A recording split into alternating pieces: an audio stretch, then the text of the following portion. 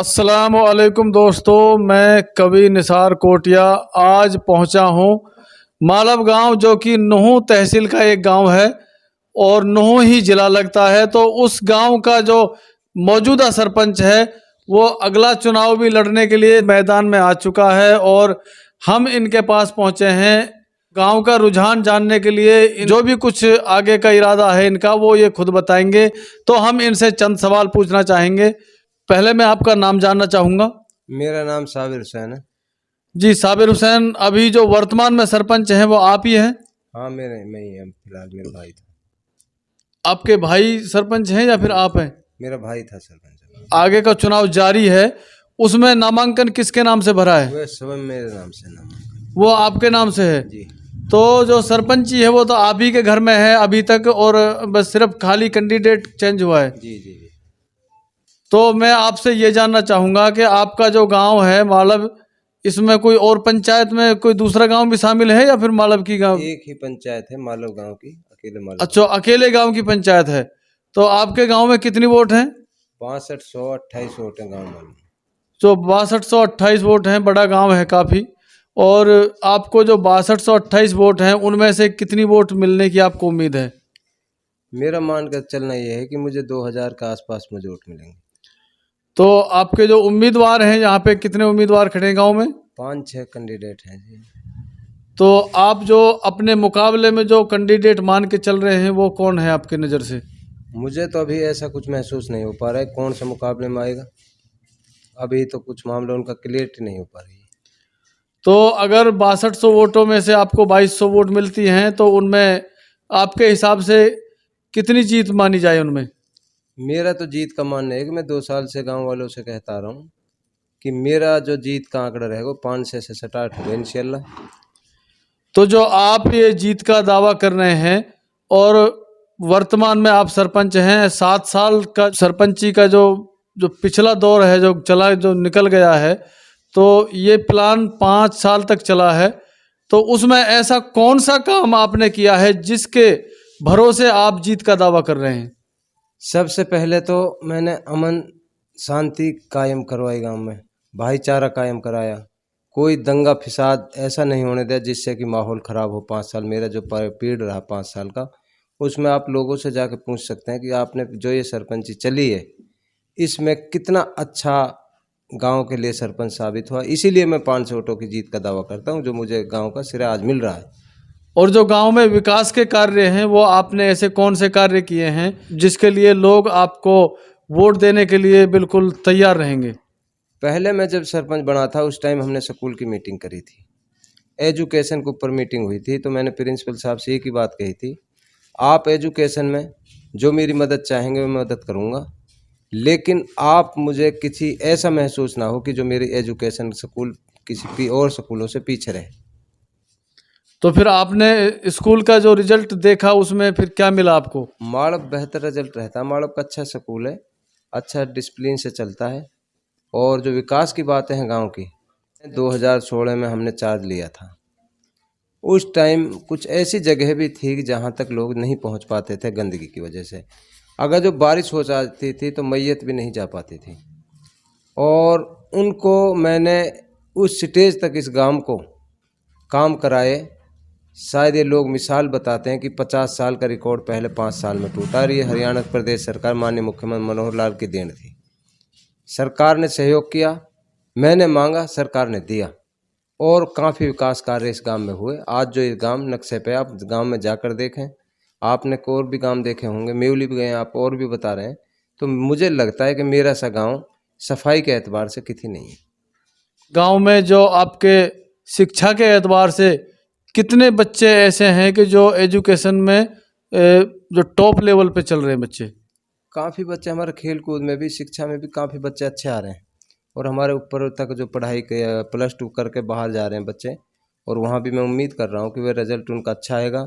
और जो कमियाँ रही हैं उनको मैं चाहता हूँ, गांव मुझे 5 साल का मौका देने जा रहा है, इंशाल्लाह उन कमियों को दूर करने का काम करूँगा। मैंने जो 5 साल सरपंची किए, मैंने एज ए सरपंची के जिस तरह से मेवात का रवैया होता है कि भाई सरपंच बन के आराम करते हैं या सरपंच बन के नखरा दिखाते हैं, मैंने वह सारी चीज़ें ख़त्म की है। मैंने डोर टू डोर, जिस तरह आज मैं वोट मांगने जा रहा हूँ, इसी डोर टू डोर जाकर मैंने अपने काम भी किए हैं। अगर मेरे से किसी ने फ़ोन किया तो मैं उसी घर जाके उसका काम किया है। और कोई मेरे को जिम्मेदारी सौंपी, अगर किसी ने कोई काम बताया है, मैंने बिल्कुल उसको बाखूबी निभाने का काम किया है।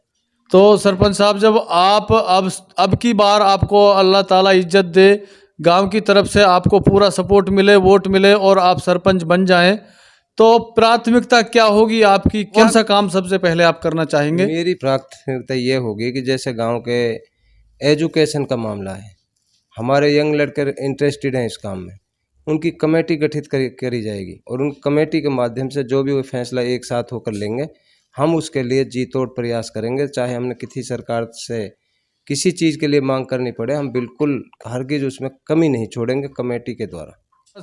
मन में सवाल तो बहुत से हैं, लेकिन उन सवालों को पूछते पूछते काफ़ी टाइम हो जाएगा। तो मैं भी मानता हूं कि आपकी जीत पक्की है। अगर आपने रास्तों को बिल्कुल सही तरीके से पक्का किया है, आपने जो पानी की सप्लाई है, पानी की निकासी का, ये दो चीज़ भी एक मेन चीज़ हैं। अगर पानी की निकासी ना हो तो गंदगी फैलती है, और अगर पानी पीने के लिए गांव में ना हो, एक जो सूखा जैसा माहौल बन जाता है गांव में। और एक लाइट, जो बिजली के पुराने तार नए बदलने वगैरह, ये चीज़ें बहुत ज़रूरी हैं। तो क्या इनमें आपने कहाँ तक काम किया है? जो सरकार की गाइडलाइन थी जगमग योजना, उसके तहत गांव में खम्भे और नए तार बदलवाने का काम सरकार ने किया है। पानी का जो जहाँ तक सवाल है, रेनी वाइल का में जुड़ा हुआ ये गाँव है, और ये जमने से यहाँ पानी आता है, लास्ट स्टेज पे है ये गाँव। पानी की यहाँ दिक्कतें हैं, लेकिन मैंने अभी सरकार को अब से कुछ टाइम पहले एक IBS के लिए मांग की थी, और वह मेरा सरकार ने IBS मंजूर कर दिया। उसके लिए 3 एकड़ ज़मीन मैंने गांव में दे भी दी है। टेंडर होने वाला है उसका, और मुझे लगता है जैसे भी वो टेंडर होगा, बहुत जल्दी उससे पानी से भी हमारा गांव को छुटकारा मिल जाएगा, क्योंकि पानी की बहुत बड़ी समस्या इस गांव में बनी हुई है। वह इंशाल्लाह बहुत जल्द अब के समय मिलेगा। तो मेरा मानना यह है कि साल 6 महीने में उसको हम पूरा करने का काम भी करेंगे। तो सरपंच साहब, जैसा कि आपके यहाँ पड़ोस में जवाहर नवोदय विद्यालय है, तो उस विद्यालय में हमारी मेवात के लड़के हैं जो, उनके लिए कोई रिजर्व होना चाहिए कुछ कोटा। ये तो एक सरकार से मांग करनी पड़ेगी बहुत से सरपंचों को मिलकर। तो इसके लिए क्या मेहनत करेंगे आप? क्या आपका टारगेट होगा? निसार भाई, जब ये जवाहर नवोदय विद्यालय बनी थी, उस टाइम भी हमारा इसमें सहयोग रहा था। जाहिद भाई चेयरमैन हैं अपने भाई का, वो हम एक ही टीम में रहते थे, और जवाहर नवोदय विद्यालय में यहाँ लाने में काफ़ी मेहनत करने पर ये यहाँ आई है। और हमें इसमें जब हमने उसको अपनी पंचायत से भाई ने दिए, तो हम ये चाहते हैं कि हमारे उसमें रिजर्वेशन तो होना चाहिए, क्योंकि जो हमारा बच्चों का कोटा अलग से फिक्स हो जाना चाहिए, उसमें हम सरकार से मांग करेंगे। और जितने भी हमारे यहाँ के सरपंच हैं, उम्मीद करता हूँ आने वाले समय में अच्छे सरपंच बने, क्योंकि अब नई सोच के सरपंच बनते हैं, नए युवा बनते हैं। तो उनकी नई सोच के साथ सरकार को मैं रुचि भी रखते हैं। उम्मीद करेंगे कि इंशाल्लाह कोई समय मिला तो हम एकजुट होकर सारे सरपंच इस काम को भी सरकार से मांग करेंगे, जिससे कि हमारा रिजर्वेशन कोटा वहाँ फिक्स हो बच्चों के लिए। आप कितने पढ़े लिखे हैं? मैंने मैट्रिक की हुई है। तो आपने कभी ऐसा महसूस किया कि मैट्रिक की पढ़ाई मेरे लिए कम है? बिल्कुल किया है।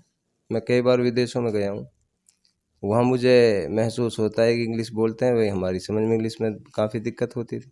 तो इसलिए हम महसूस करते थे कि अगर जो हम ज़्यादा पढ़े होते तो आज हम भी काम होता हमारा। अब लेकिन दिक्कत ये है कि हमारी इंग्लिश कमज़ोर है, इंग्लिश में काफ़ी परेशानी होती है। तो जैसी दिक्कत आपके सामने आई विदेश जाने में या फिर अपने यहाँ, तो आप ऐसा सोचते हैं कि ऐसी दिक्कत हमारी आने वाली नस्लों के सामने न आए? बिल्कुल, मैंने सोचा है कि जिस तरह हमें विदेशों में हमारे बच्चे जाएं तो उसका ट्रांसलेट इंग्लिश का जवाब सुने और उसका देने का भी काम करें। मैं अपने जो मेरे साथ हुआ है, मैं कई बार गया हूं, तो उसमें काफ़ी परेशानी का सामना होता है जब इंग्लिश कोई कमज़ोर होती है।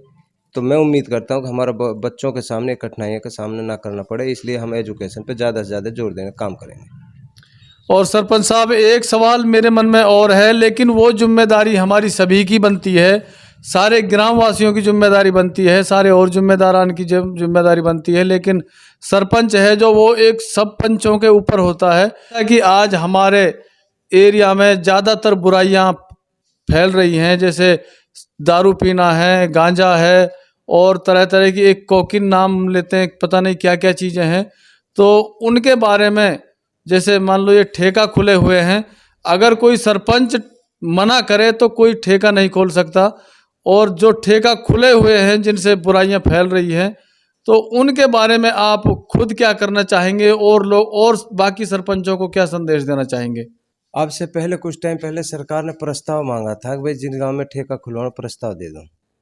मेरे एक साथी आया मुझसे बोला कि यार आप प्रस्ताव दे दो, ठेका नहीं छूटेगा इस गांव में। मैं इनकी प्रस्ताव देने पे तो ये ठेका छूटेगा, हमने इसका विरोध किया है। हम अपने गांव में ठेका नहीं खुलने, नहीं इसका प्रस्ताव देंगे। हमारे गांव में शराब का ठेका नहीं छूटा। रहा नशे का बात, नशे का पंजाब से नशा चला, आज मेवात में भी ये पांव पैर पसार चुका है।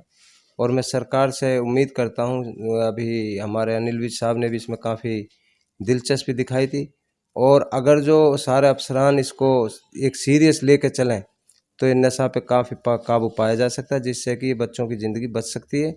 और अगर यही हाल रहा, सरकार का रवैया ढीला रहा, कोई बात, तो हमारी नस्लें भी खराब होंगी। आने वाले समय में काफ़ी कठिनाइयों का सामना करना पड़ेगा।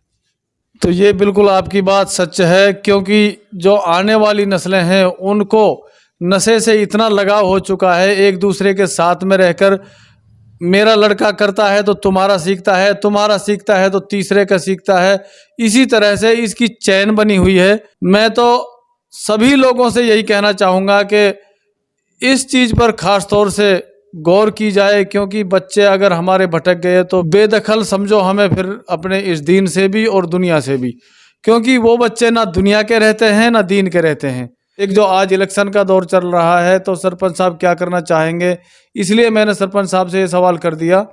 मगर ये जिम्मेदारी हमारी सबकी बनती है। और ये जो यहाँ मालव गांव का रुझान जो मैंने सरपंच साहब से पूछा है, वो आपको पता चल गया होगा कि मालव गांव का कैसा रुझान है। तो सरपंच साहब मालव गांव से 2200 वोटों की उम्मीद रखते हैं कि लगभग 2200 वोट मुझे मिलेंगे और इंशाल्लाह उनमें 500 की जीत होगी।